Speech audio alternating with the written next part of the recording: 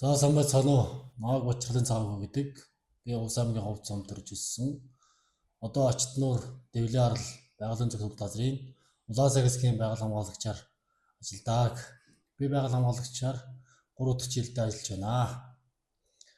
За миний хариуц хамгаалдаг Улаан цагсгт болохоор манай байгууллагын үнэт зүйл болох цоохор эрвэс, мөн Янгиряма, Халиун буг, мануул, тарваг гэх мэт нэн ховор болон ховор амьтан байдаг. Мөн дээрээс нь нөмрөгд бан сэмбрүү, далиу сонгон гэх мэт эмийн болон ховор ургамлууд ургадаг. Ман саяхан бид нэр зэрлэг амьтны байршил гүйдлийг тогтоох зорилгоор байршуулсан автокамерт маань нохоо зэк гэдэг амьтан нэмж бүртгэгдсэн.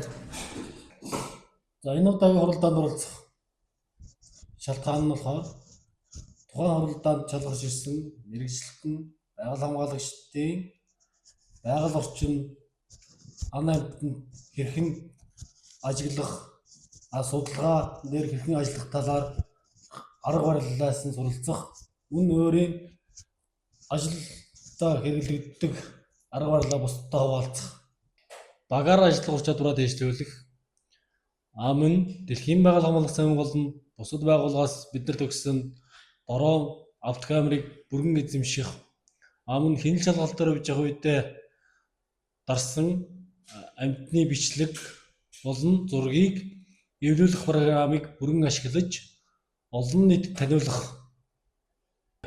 Манай байгууллага шинэ байгуулагдсан байгууллага учраас хараахан судалгаа хийгдээгүй байгаа.